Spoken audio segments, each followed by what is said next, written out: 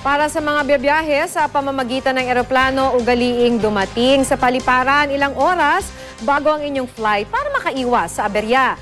Silipin naman natin ngayon ang sitwasyon sa Davao International Airport sa Davao City. Makibalita tayo live kay Jan Bautista ng GMA Davao. Jan? Maki, maluwag pa rin ang sitwasyon dito sa Davao City International Airport. Medyo makulimlim ang panahon dito sa Davao City International Airport pero wala namang cancellation of flights ayon sa pamunuan ng Davao City International Airport.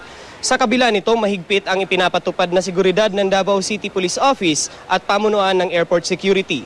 SOP pa rin sa lahat ng babiyahe na idaan sa inspeksyon ng mga bagahe. Dadaan ang mga babiyahe sa dalawang magkahiwalay na X-ray mula airport lobby at departure area. May 2 K9 units na nagbabantay sa loob at labas ng airport at 4 na police personnel sa main entrance nito. Paalala ng pamunuan ng airport na ugaliing dumating 1 oras bago ang flight at huwag nang magdala pa ng sobra-sobrang bagahe para makaiwas sa abala.